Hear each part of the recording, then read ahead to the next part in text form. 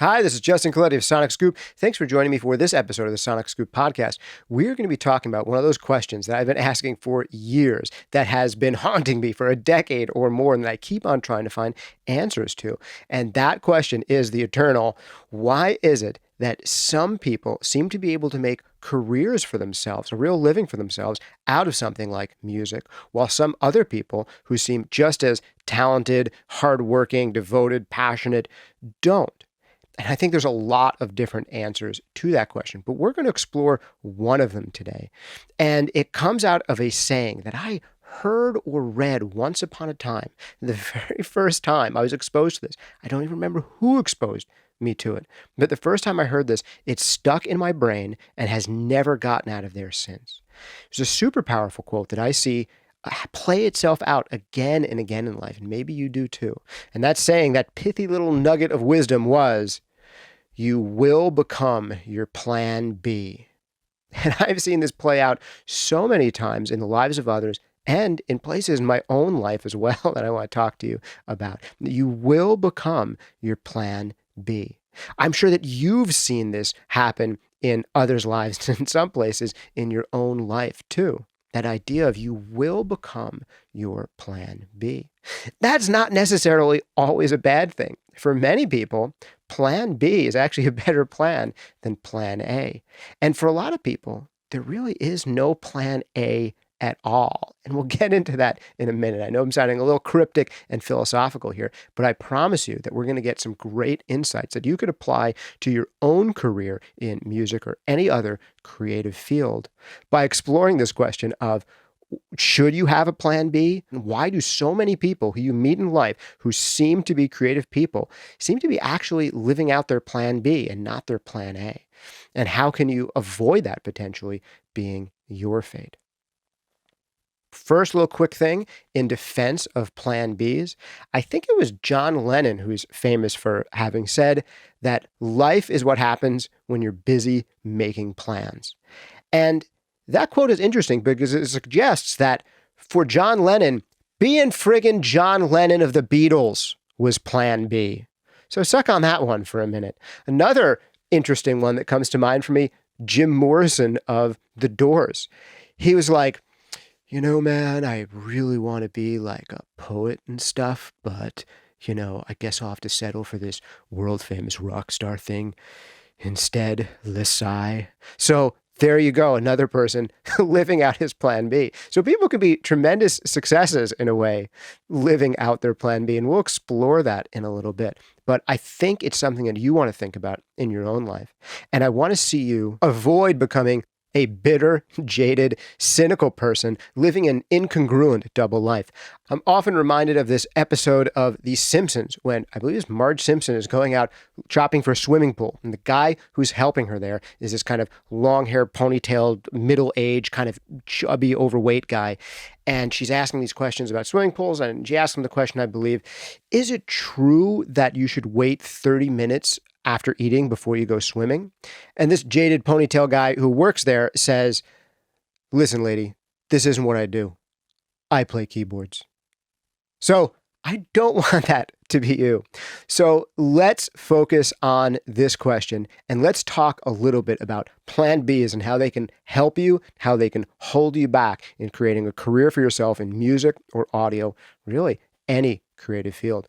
Before we do, we are going to need our most important sponsor of this episode, you, to step forward and smash the like button that's down there. All right. The sooner you smash, the sooner the sponsor section is over. So get smashing while I tell you about this week's other sponsors, Focusrite, who make the interface I'm talking into right now. I'm talking to you through the Focusrite Claret. It's got enough clean gain for this Shure SM7B here. They make really amazing stuff if you are looking particularly for an affordable entry into the world of audio recording. Their Scarlett line is one of the best-selling lines of interfaces in history, and for good reason. The Claret, a step up from that, and even really high-end pro stuff. So definitely worth checking out.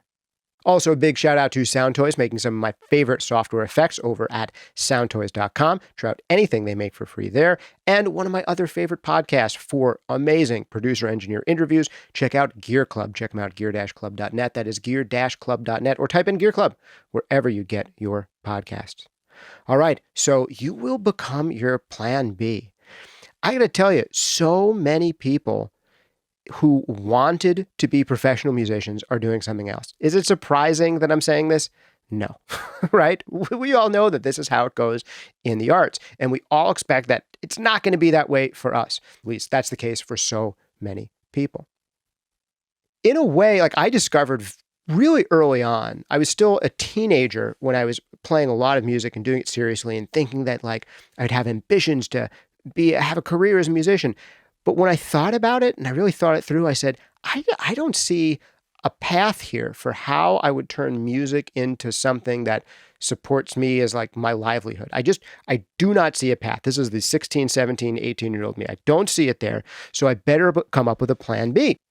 And plan B was the other thing that I was super interested in around music and sound, and that was the audio engineering side of things. I discovered the 4-track cassette recorder around the same time that I discovered the guitar and playing bass and playing drums and playing bands and, getting into that kind of music playing. I discovered audio at the same time. And I said to myself, well, I can't think of how I'm going to make music my livelihood, but I can kind of figure out in my mind how you would do that if you got really good at audio and sound stuff. And it was a really interesting puzzle to figure out. So I came up with this plan B of what I will do in case I can't figure out how to play music, and I'll probably never figure out how to play music. So I came up with this plan B. And that is what happens to so many people. And not just in things like music and audio. If you end up being a lawyer or a plumber or whatever it is instead of playing music professionally, chances are that you had a plan B that was much more concrete than your plan A. And this is what happens, and this is what holds back the majority of people who really would like to make a go at making music and don't, is that they don't even have a plan A.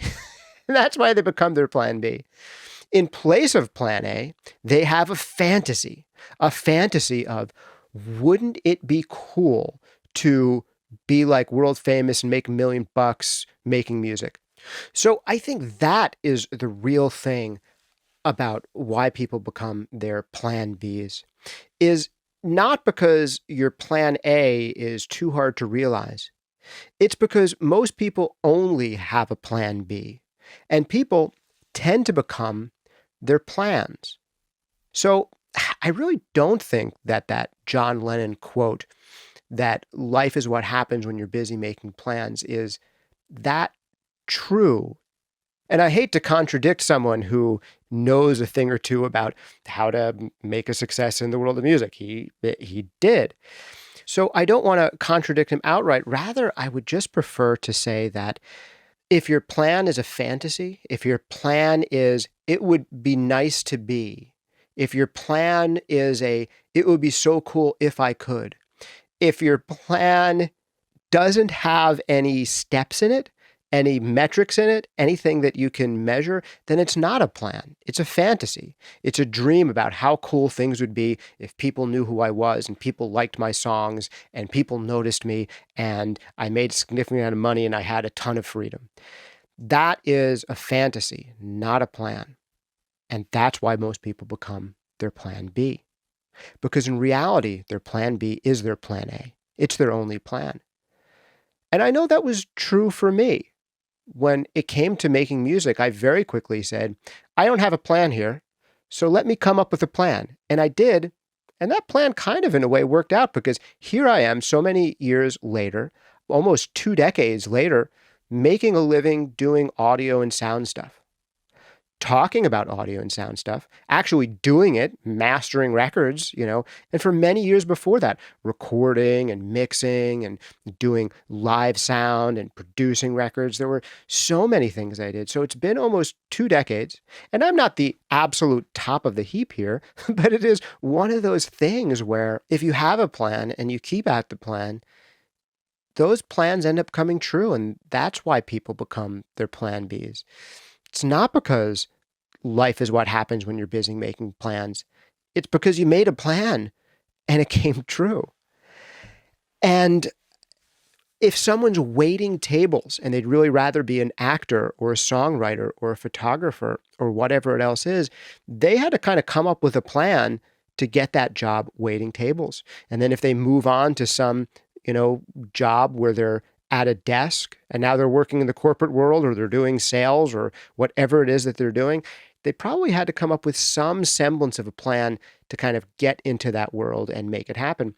But they probably never came up with a real concrete plan for how am I going to make music my livelihood? How am I going to make photography my livelihood? How am I going to make you fill in the blank? But here we talk about music and audio. That's the show, right? So this pattern is super common. And I've said this before and I'll say it again. The first thing that you want to do when it comes to career and music is you want to ask yourself the question, do I really want to have a career making music? Do I really want to make this my profession? The thing where I am thinking about how to make money doing this. And I'm going to make some compromises in order to make money doing it.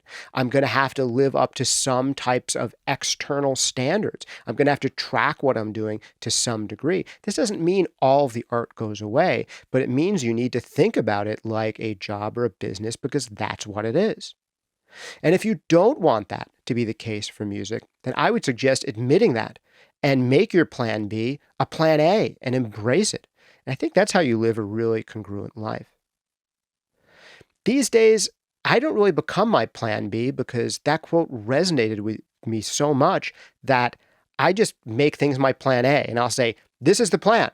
There is no other plan. And I think that is one of the things that a lot of really successful creative people have in common, that they don't have a plan B. They have a plan. And you can't really make two totally different sets of plans for your life. You can make one set of plans for your life and follow it. And you can have some other kind of imaginary thing in the back of your head that if everything went wrong with this plan, maybe I'd explore this other stuff.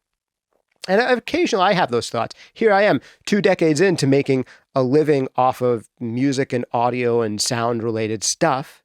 And every once in a while I still think, well, if it all goes south, I guess I could, I don't know, learn to sell real estate. Maybe I could do that. Maybe I could become a janitor for a while. Why figure out the next thing? Would I sell life insurance? Would I go back to, would I work in a music store like I did in college? I don't know. Every once in a while, those thoughts occur to me. What if everything went wrong? And rather than making a plan out of those things, well, in case everything goes wrong with my main plan of continuing making a living in music and audio, I guess I should hit the books on learning how to become a life insurance salesperson. I don't do that. And I don't mean any disrespect to life insurance salesmen. I'm not trying to put down what they do because it's actually super important. And if you have a family and you don't have life insurance, you should have life insurance. My goodness, it turns out I'd actually make a pretty good life insurance salesman. But anyway, that aside, life insurance salespeople, thank you for convincing me to get life insurance. I'm not saying that to myself, that here's this other plan B, let me really plan it out in case plan A goes wrong. It's like, no, there's plan A. There's the plan. And if you fail at the plan, well, guess what? There's 2 things to do. You either adapt the plan or you come up with a totally new plan. I guess those are kind of both the same thing. You adapt. If the plan fails, you adapt. And you can do that by rejiggering the plan or saying, you know what? For whatever reason, and let me list out the reasons and think of what those reasons are, this wasn't the right plan. And knowing everything that I know now from failing at that plan, let me come up with a newer, better plan. So I think that's the big key takeaway for today. And I'm not going to talk about this that much longer because I think we got the idea across. That when I see people who are really successful in music or other creative fields, there's almost always one of 2 things going on there. Either one, being really successful in music or that creative field was the plan, was plan A. There was not a separate plan B for in case it went wrong. All that energy you'd think about putting into planning plan B, you just put it into plan A and you make it work. And if you don't, that's okay. Sometimes people fail at what they set out to do in life and they either adjust and then move on to succeed, or they say, this isn't the thing I should be trying that. And they make a jump. And either of those things is totally fine. So is succeeding in your plan A. That's super fine too. But the other thing that I sometimes see with people who are successful in creative fields is that being successful in a creative field was the plan B.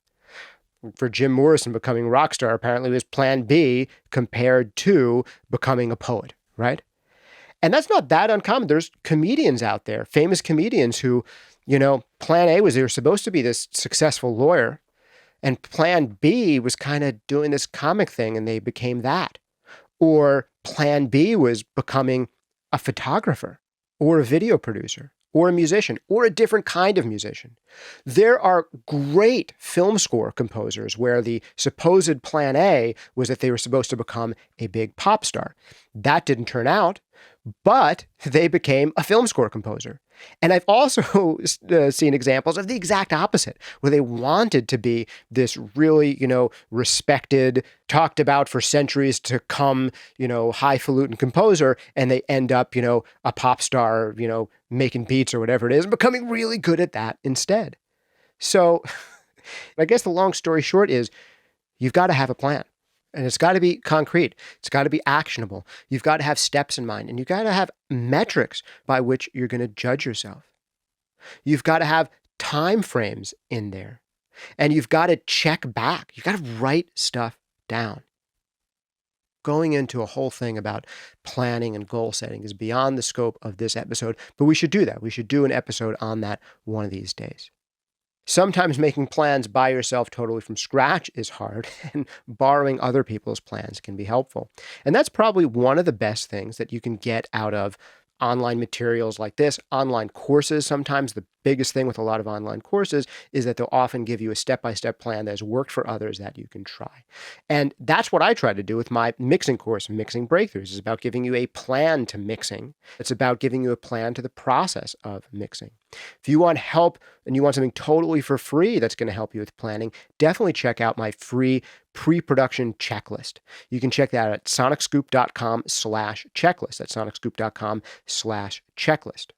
And that is my checklist for you to help you plan any release you're going to do. When you're getting ready to start, whether it's recording a single, an EP, or an album from scratch, it is about starting to ask yourself the right questions and get yourself going down the right steps to make that a success. Definitely check out that free resource. It's a great PDF, super easy to read, and something you can check off step by step to get you into that habit of planning when it comes to music and music releases. Check it out, sonicscoop.com/checklist. If you're more on the audio engineering and music production side and you want to get some great free stuff from me on that side, you can check out our workshop, The 5 Habits of Truly Great Mixers, sonicscoop.com/mixhabits, where you will get the 5 habits of truly great mixers, the common threads I've found among the best producers and engineers at mixing out there. Or if you're interested in learning more about mastering, you can check out my free mastering workshop at sonicscoop.com/mastering101. That's sonicscoop.com/mastering101. Well, I hope this episode has been useful for you. If you want to get started in planning on your own, definitely check out that free PDF guide at sonicscoop.com/checklist. Also, a big shout out and thanks to you for what? For smashing the living daylights out of that like button, or if you're on one of the audio versions of this podcast, giving us a rating and review on iTunes or wherever you're getting this podcast. Also, a big thanks and shout out to Focusrite for sending me this lovely Focusrite Claret interface that I've been using for all of these podcast episodes. Sounds great, amazing bang for the buck stuff. Big shout out and thanks to Soundtoys, making some of my favorite plugins out there, which you can get totally for free at soundtoys.com to try out. And having tried them out for like a couple of weeks, you're going to want some of this stuff. They make really good stuff. Also, Gear Club, one of my favorite podcasts for checking out producer engineer interviews. Check them out, gear-club.net. That's gear-club.net. Or type in Gear Club wherever you get your podcasts. Amazing producer-engineer interviews with some of the best in the industry, hosted by 2 great producer-engineers, John Agnello and Stu Lerman. Check them out, gear-club.net. This has been Justin Coletti of Sonic Scoop. Thanks for hanging out with me. See you next time.